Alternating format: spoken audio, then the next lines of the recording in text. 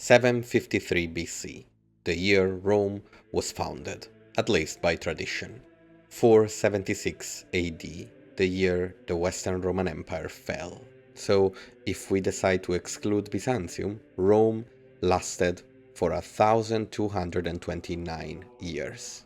244 years of kingdom, 482 years of republic, and 503 years of empire. In all of this time, many things changed. The system changed, from kingdom to republic to empire, of course, but also on a deeper level, a cultural level. People were different, of course. But there was one constant. That constant was Rome. Rome, the eternal city. Rome, the center of the world. Rome, the birthplace of the conquerors of the world and the city of a million souls. This video compiles my 2 documentaries about the rise of Rome, from its foundation to the beginning of the social problems that would fuel internal conflict from the Gracchi to Julius Caesar, all spiced up with a bit of Helldiver footage, because why not? Let's dive in. Rome wasn't always the eternal city we know today. Its beginnings were far more humble and hazardous. The river Tiber, the lifeline of Rome, flows through a valley that was once a sprawling marshland. Back then, insects ruled this inhospitable terrain, and malaria made human habitation nearly impossible. The marsh forced early settlers to seek refuge on the surrounding hills, which would later become the iconic 7 Hills of Rome. Nature itself dictated the shape of the city, pushing people upwards, away from death and disease. But the land around the valley, that was a different story.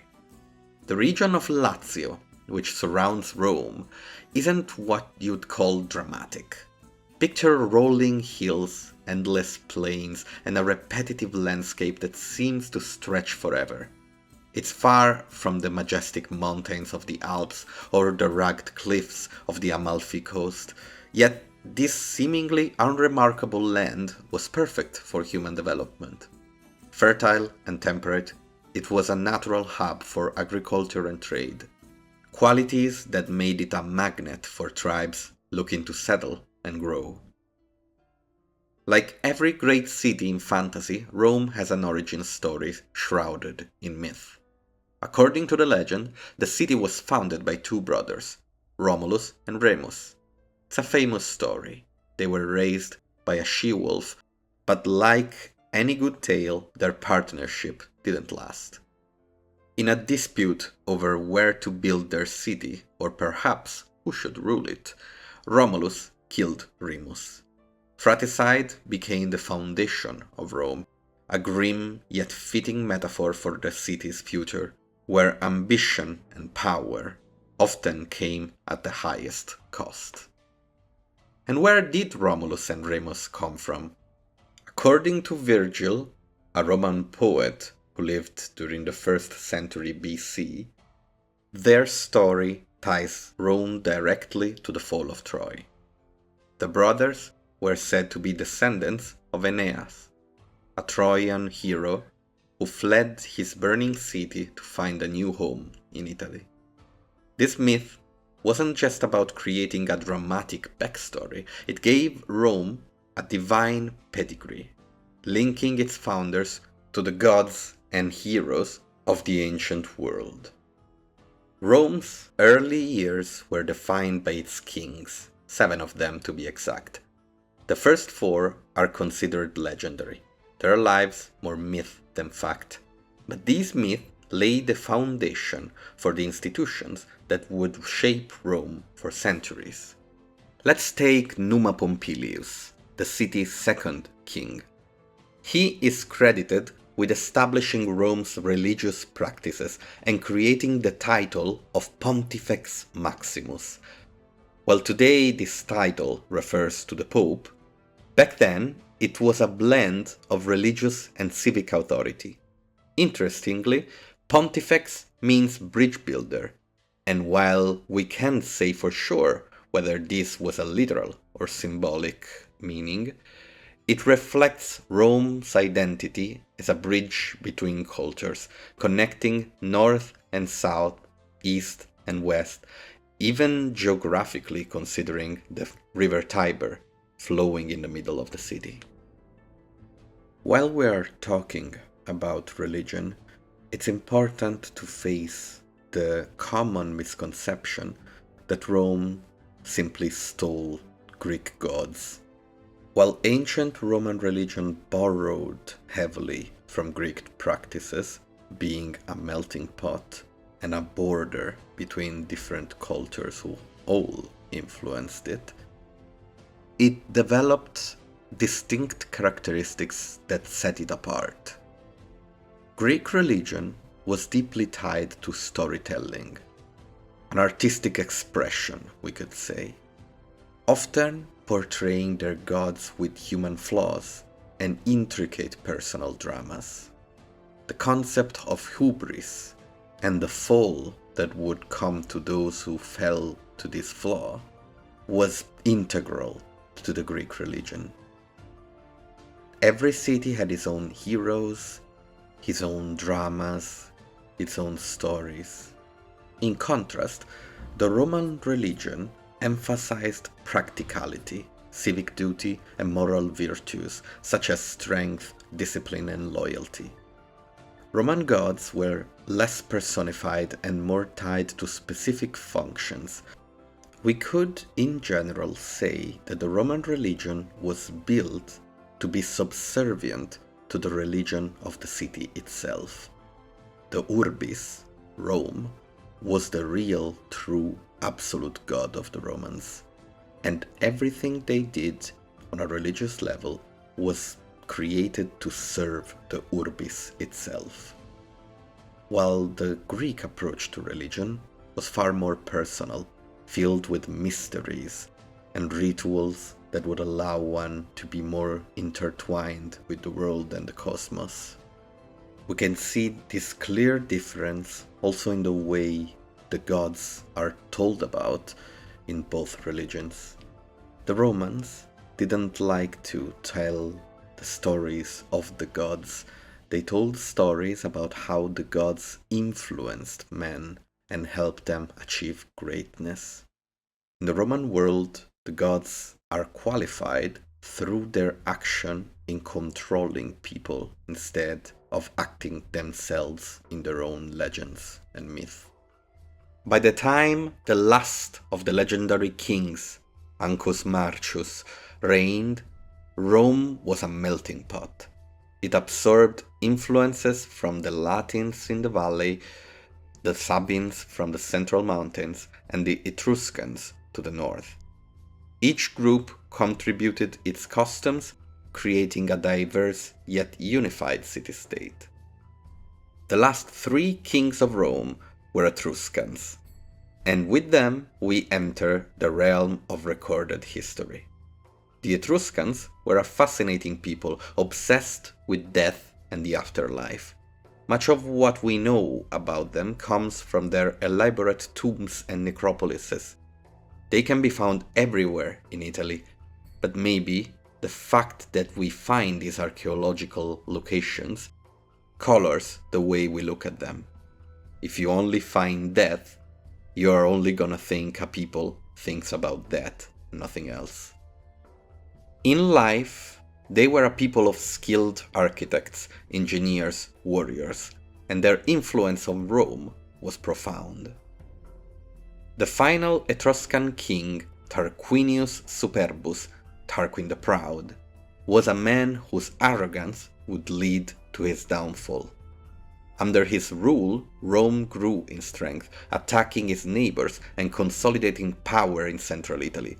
But his tyranny alienated the Roman people and set the stage for a dramatic revolution, a scar that Rome would bear forever with their hatred for kings. Enter stage Lucius Junius Brutus, one of the most cunning figures in Roman history. Brutus was the nephew of Tarquin and understood the dangers of his uncle's rule. To protect himself, He played the fool, hiding his intelligence until the right moment to strike. Anyone capable of opposing Tarquin, after all, was a threat and was dealt with mercilessly. According to legend, Brutus received a cryptic prophecy.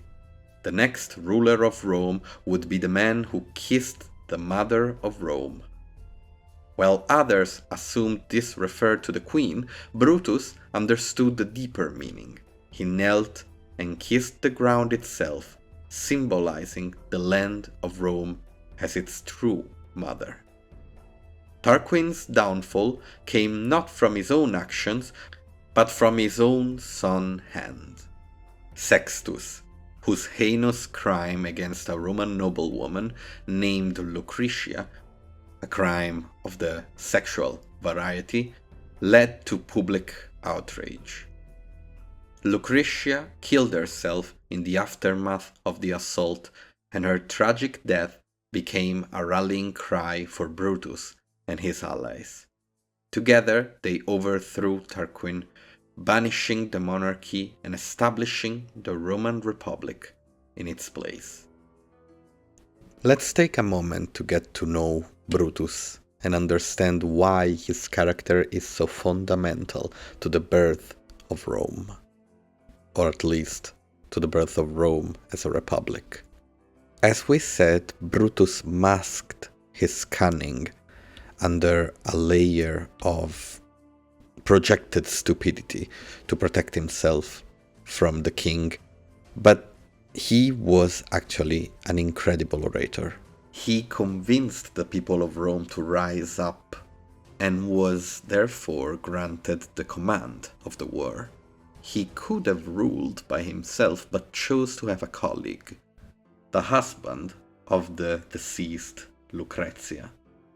When, after their victory, the people required the husband, Lucius Tarquinius Collatinus, to abandon his post since he was, after all, related to the king, Brutus again asked for a colleague, didn't just receive one. The Roman institutions were, after all, newborns and could have changed to grant him more power if he so desired. It was during Brutus' consulate that his sons, Titus and Tiberius, tried to restore the old king to the throne. Brutus, representing in his story the Roman virtue, acted swiftly and mercilessly. He had his own sons killed and watched the execution with absolute Roman stoicism. Not a single tear left his eye. The story of Brutus was written before the first annotation that allows us to say it's history. It is legend. It is a story. It is a story that tells us what the Roman Republic was and wanted to be. This wasn't just a political shift, it was a cultural one. And with the kings gone, only two entities remained. Rome was ruled by the noble and populated by the common people. The patricians on one side, the plebeians on the other. In the very early republic, power was completely concentrated in the hands of the patricians. They controlled the Senate, the courts, and the military. Every institution created to substitute the power of kings was now in the hands of powerful families, and things didn't really seem to have changed that much. But the plebeians, who made up the majority of the population, weren't content to be sidelined. Their frustrations boiled over in the first of several secessions, where they literally left the city en masse, refusing to fight or work until their demands were met. This was a bold move, but it worked. The patricians realized they couldn't rule without the support of the people. Over time, compromises were made, including the creation of one of the most important and controversial political roles in Rome, the tribune of the plebs, an office with the power to veto laws and protect the rights of the ordinary citizen. Rome's republic wasn't perfect, far from it. The early years were turbulent, defined by constant power struggles between the patricians and the plebeians. But instead of collapsing under the weight of its internal conflicts, Rome adapted in a way that was both innovative and remarkably modern. Let's go into some details about these secessions. The first one happened in 494 BC, during a war against the Volsci tribe. Without the plebeians, Rome couldn't field an army, leaving the city and the patricians completely helpless and forced to come to terms with the people. The plebeians, therefore, used a foreign affair crisis to force legislation inside of the state. But as we said, this wasn't a one-time thing. It happened again in 449 BC, when the plebeians withdrew on the Aventine Hill, threatening to start their own city separate from Rome. Facing the possible end of their own city, the patricians again chose compromise. The result of all of this and of the creation of the tribune of the plebs was a system of balances. The tribes elected public officials, meaning that the great and powerful had to run campaigns, political campaigns, give to the people in order to get their votes. With the passage of time, Rome grew, and so did the responsibilities of its citizens. One of the most fascinating roles in the Republic was that of the aedile. These magistrates were responsible for maintaining the city's infrastructure, everything from roads and buildings to public games and festivals. The projects of the aediles were often funded by their own pockets, going into debt to gain favor with the people. It was a great gamble, one that people like Caesar used in their road to power, but one with potentially immense rewards. A successful aedile could use their popularity to climb the political ladder, paving the way to higher offices. This unique blend of personal sacrifice and public service exemplified Rome's values. To serve the city was to achieve glory, a concept that would drive Rome's ambition for centuries. Rome's resilience was first put to the ultimate test in 390 BC, when the Senoni Gauls, led by the warlord Brennus, marched into Italy. Just a quick sidebar about Brennus.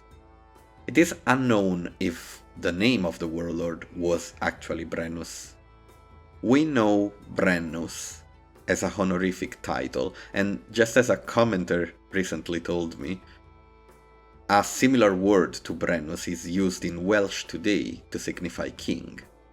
This could mean that Brennus was just a title of our warlord, but it could also mean the opposite. Just like Caesar became synonymous with ruler, king, or a honorific title given to those who earn it, Brennus could have been the same thing. A man who conquered Rome and won many other battles, one that's famous in Roman history, a history that has been told and retold all over Europe for centuries. Such a man could have, just like Caesar, turned his own name in the title we now know. There was a little spoiler in that, so let's just push forward.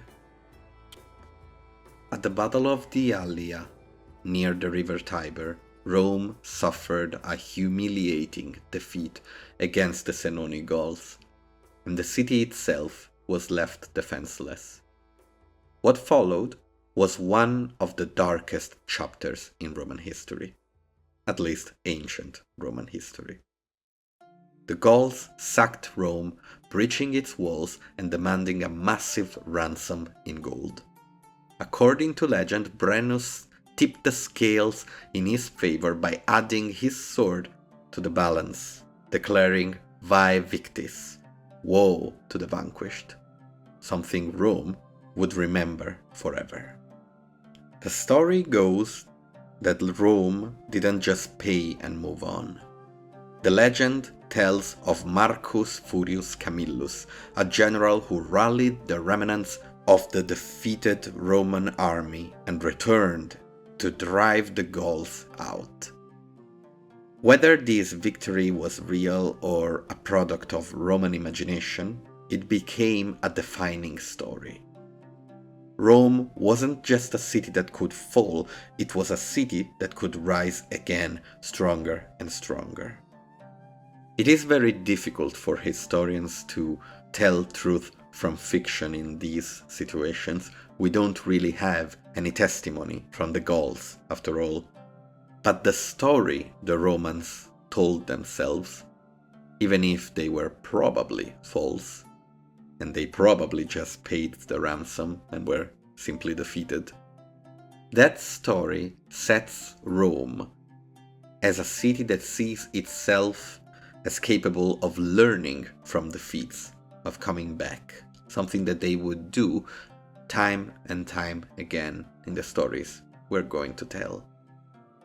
This mindset fueled Rome's transformation from a vulnerable city-state into a formidable power.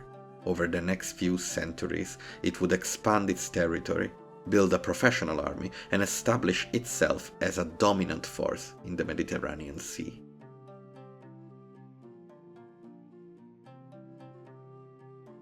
What happens when a city is brought to its knees, when its streets are razed, its walls toppled, and its people left questioning the very foundation of their existence? For Rome, the answer was clear: rebuild, adapt, and rise stronger than before. In 390 BC, the Gallic chieftain Brennus led his forces across the Alps and into Italy, ultimately descending upon Rome itself. Despite their ferocity in battle, the Romans were caught unprepared. At the Battle of the Allia River, just 11 miles from the city, Roman forces suffered a catastrophic defeat. The Gauls, emboldened, sacked the city in a brutal display of conquest. Rome's fledgling republic, just 100 years old, teetered on the brink of annihilation. The sack was devastating. The great houses were looted, the temples desecrated, and the Forum, a place of civic pride, lay in ruins. According to the Roman historian Livy, the city inhabitants fled to the Capitoline Hill, where they held out while Gauls roamed freely below. Legends from this time recount the bravery of figures like Marcus Manlius Capitolinus, who supposedly defended the hill when alerted by a sacred geese to an enemy night raid. Whether fact or myth, such stories became symbolic of Rome's resilience. Hi everyone, my name is Andrea, I'm Italian, I'm sorry for the accent. History is my passion and my work, and I'm here to tell you the story of my city. Leave a like if you enjoy yourself and all those good things. Let's get started with episode 2 of The Eternal City. In the aftermath of this disaster, despair gripped the city. For a time, there was serious consideration of abandoning the site altogether. One proposal was to relocate to the recently conquered Etruscan city of Veii, one of the ancient rivals of Rome, a well-fortified and prosperous settlement. Veii had been subdued in 396 BC after a decade-long siege. It was a large city, maybe larger than Rome at the time. It was maybe wealthier.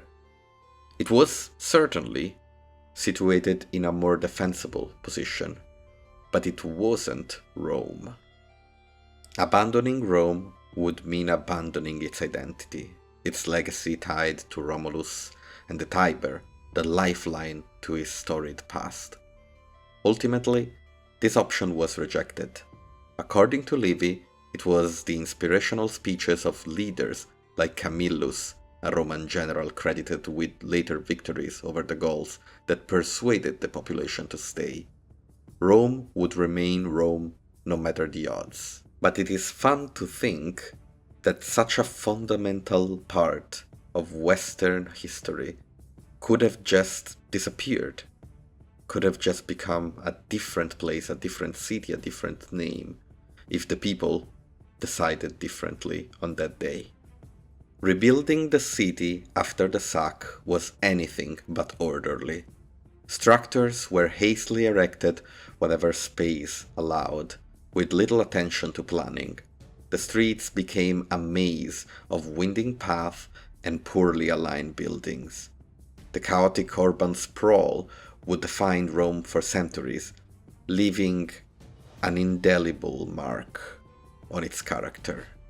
Yet, from the ashes of destruction, innovation emerged. By the late 4th century BC, Rome began constructing its first aqueducts, a monumental step in urban engineering. The Aqua Appia, completed in 312 BC during the censorship of Appius Claudius Caecus, was the first of these marvels. The censor in Rome was the magistrate who held the census, with power over both moral and financial matters of the state.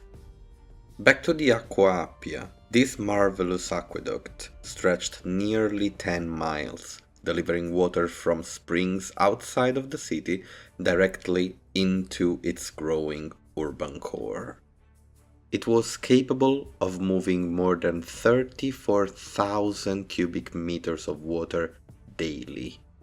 Roman aqueducts were, in general, revolutionary, solving one of the greatest challenges of ancient cities: access to clean, reliable water. These structures relied on gravity to channel water along a slight incline, often traversing great distances. To this day, remnants of these ancient aqueducts, like the Aqua Claudia itself and the Aqua Marcia, can be found throughout the former Roman Empire, from Spain to the Middle East. The availability of water transformed Roman life. Public fountains became bustling hubs of activity, where trade, socializing, and even political discussions took place.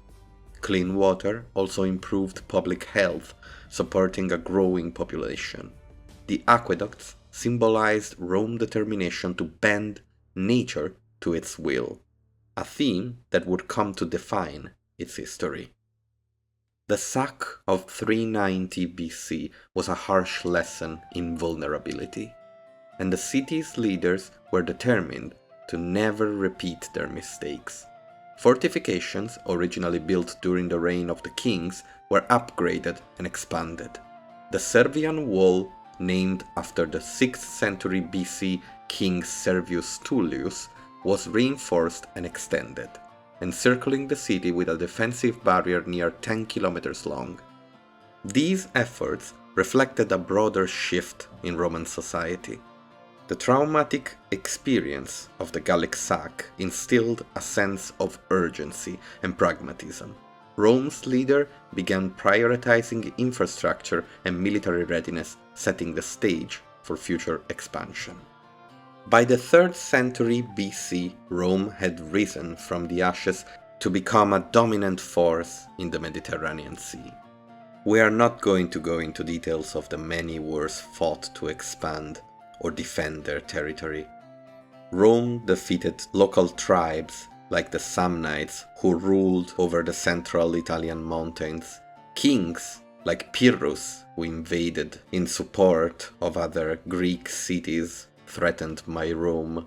Pyrrhus came from Epirus, a region located in between Greece and modern-day Albania. None of these opponents and threats could in any way compare, though, to the real rival of Rome, Carthage. The Punic Wars between 264 and 146 BC were a turning point. These conflicts, spanning more than a century, brought vast wealth and resources into Roman hands. It also knocked out of the Mediterranean Sea the one and most powerful rival of Rome. We are going to go into details of the Second Punic War in a different series, House of Scipio. So, for today, we're just going to say that Rome as a city was untouched by the war. Hannibal almost arrived under Rome's walls, but stopped, probably because it was impossible to besiege them with the limited time he was provided by the unrelenting Roman army. With the newfound wealth and influence, temples that had once been humble places of worship were rebuilt on a monumental scale. The Circus Maximus, originally a simple arena for chariot races, was expanded into a grand venue capable of hosting tens of thousands. The influx of wealth also fueled trade, connecting Rome to distant markets, goods from across the Mediterranean, spices from the east, ivory from Africa, fine pottery from Greece. It flooded the city. Rome was no longer a city-state, it was the beating heart of a burgeoning empire, the center of the Western world, the place where everything happened and where everyone who mattered wanted to be. This prosperity came at a cost. Rome was at the head of an empire now, but it wasn't organized as one. It was still a city-state with the same exact structure, both institutionally and politically, and cracks were starting to show.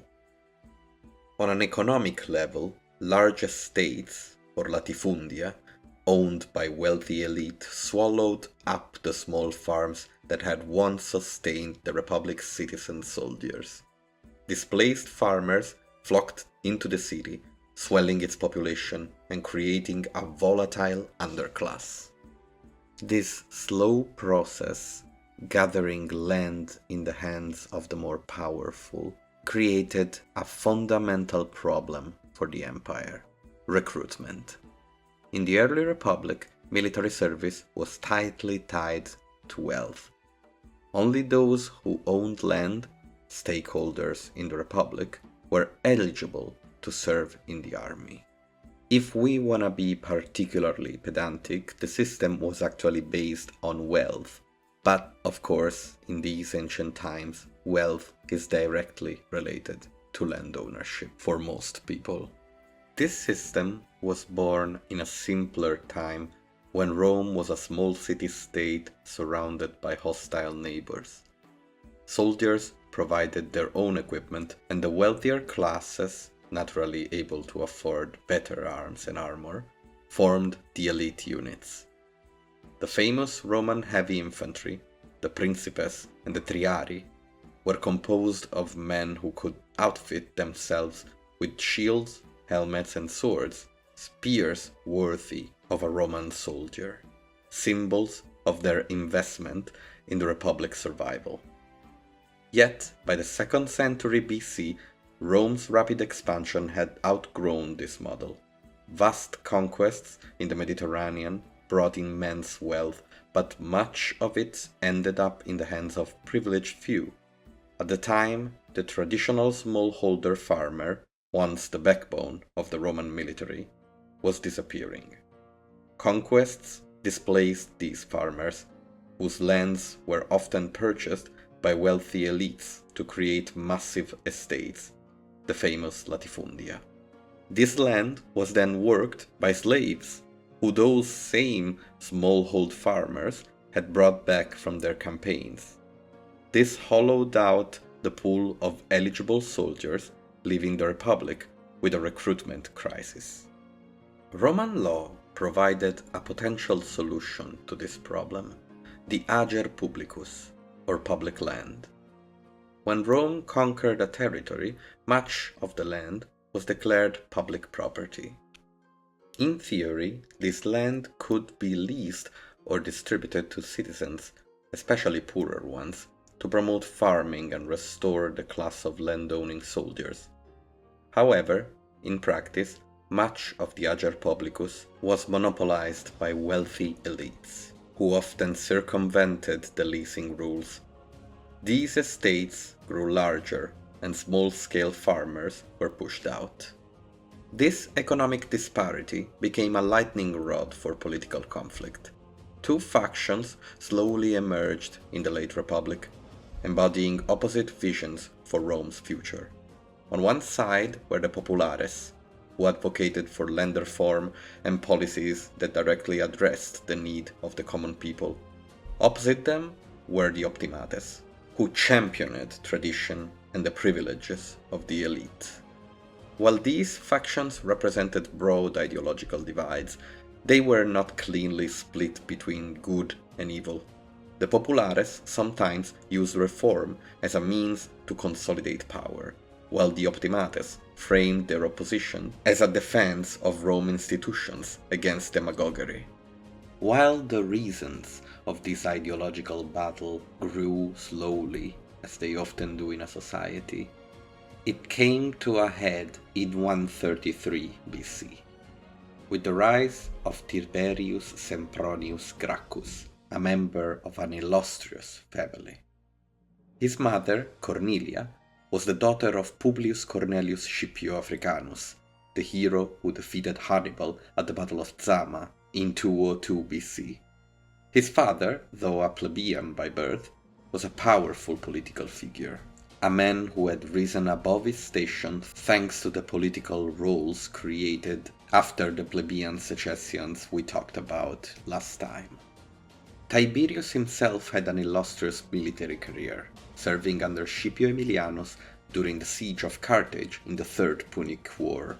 This experience, along with his travels, deepened his understanding of the Republic's challenges, forcing him to face the necessity of change. When he returned to Rome, he was elected a plebeian tribune in 133 BC, and he decided to tackle the land crisis head-on. His solution was radical: the Lex Sempronia Agraria, a law that would cap the amount of public land any individual could own. This rule would of course expropriate a lot of land from wealthy individuals. These lands would be reclaimed and redistributed to the poor, allowing them to farm and, crucially, qualify for military service.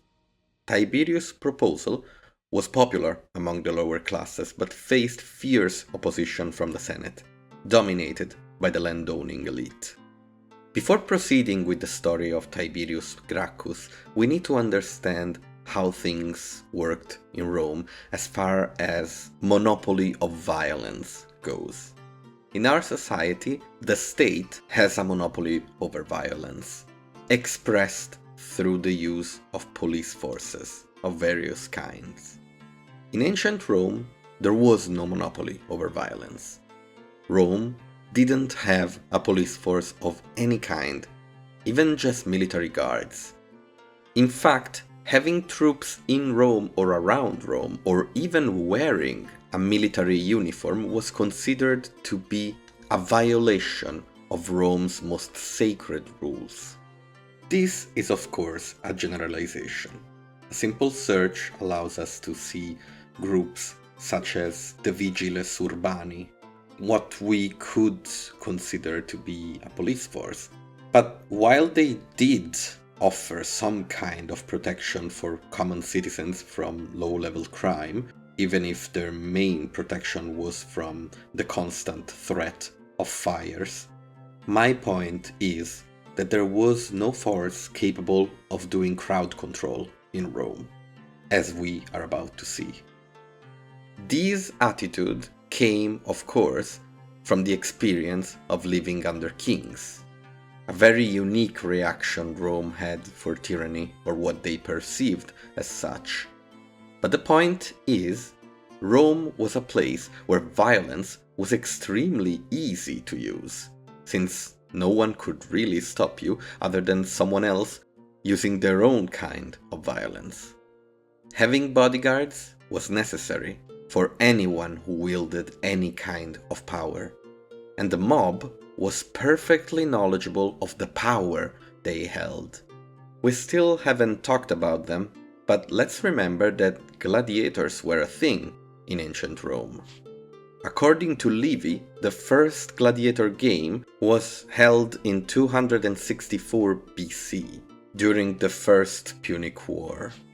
We'll take some time to talk about gladiators in the future, but for now, let's compare them more to wrestling shows than to the deadly games we are usually shown in TV. Of course, people died. It wasn't really a wrestling show. Blades were real, people were still stabbed. But mostly, a gladiator was a high-level investment for anyone to train, and no one really wanted them to die. Now, regarding what we are talking about right now, this meant that there was an abundance of veteran gladiators in Rome.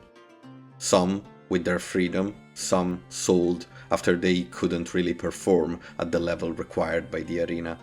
And this is why we find a lot of them in the retinue of important people, bodyguards. Bodyguards trained to a kind of fight different from the one on the battlefield.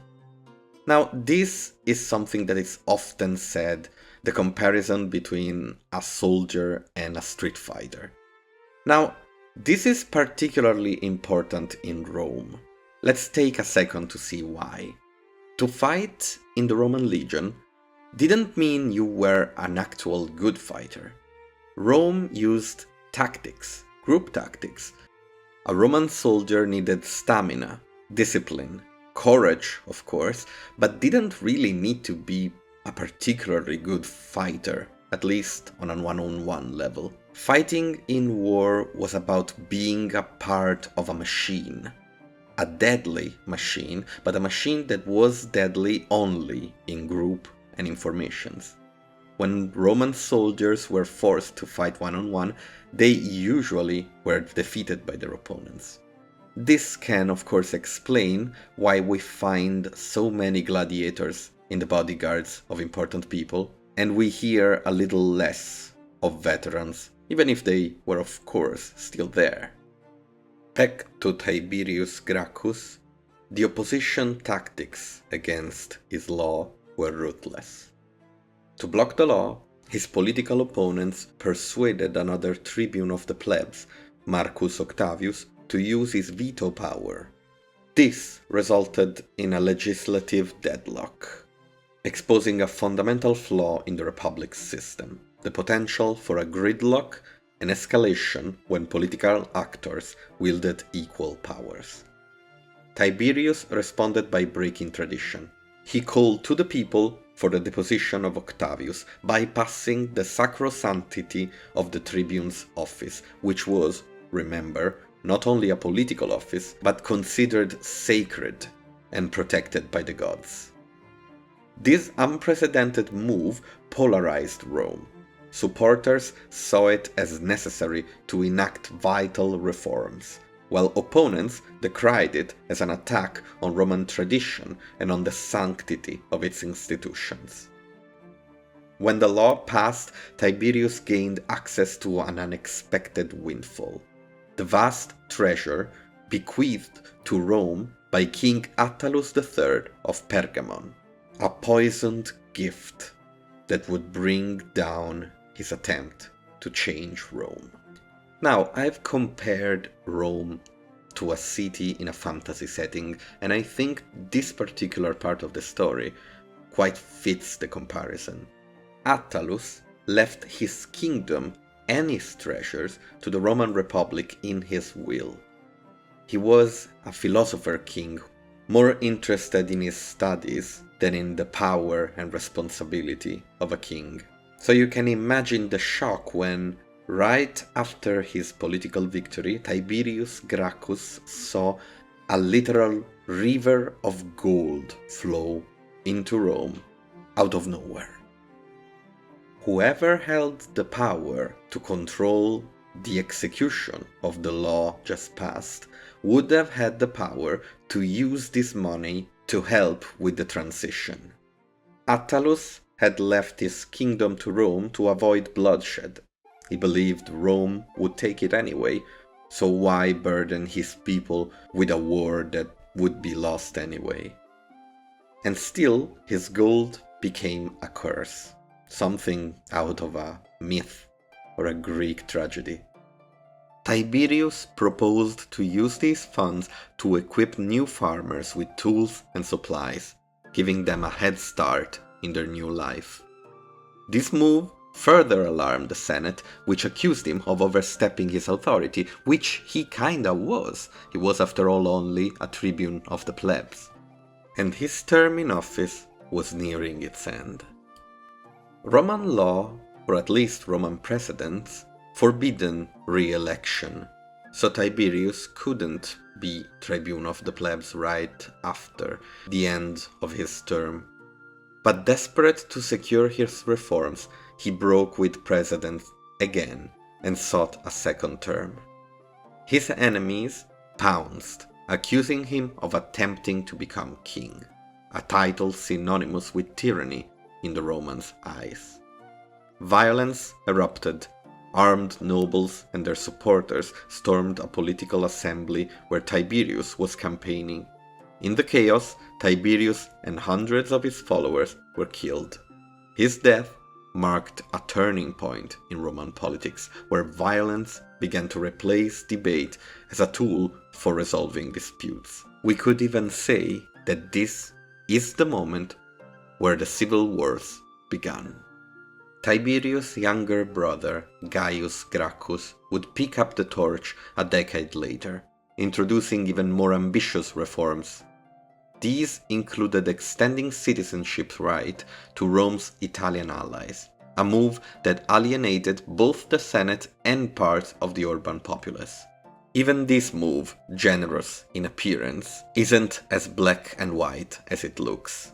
While Gaius did speak with the Italian allies, it wasn't really assured that he would actually grant them citizenship, and they would be the ones to be expropriated for land if the law passed. There were two levels to this story. There was the legislative level, over which the Gracchi were acting, and there was reality. A reality made, of course, of great landowners, but also of vast pieces of land cultivated and worked on by Italians who were just physically there. There was a physical reality of control over the territory, and the Gracchi reforms threatened these Italian farmers who knew that this was all in favor of Rome's citizen. Being unsure who to trust, many of them did not believe Gaius and his ideas of extended citizenship, and while their opposition had no political value since they couldn't vote, the absence of their physical help was an important factor in what happened later. Having thoroughly lost many of the urban populace and many of the Italian allies, Gaius' efforts ended tragically. In 121 BC, he was surrounded by armed opponents on the Aventine Hill. He and his supporters were besieged, and in the end, he ordered a loyal slave to kill him rather than fall into enemies' hands. The deaths of the Gracchi brothers symbolized the Republic's descent into factionalism and unrest, while the reforms left a lasting impact, including some redistribution of land. They also set a dangerous precedent that political conflict in Rome could be settled through violence, and sometimes only through violence.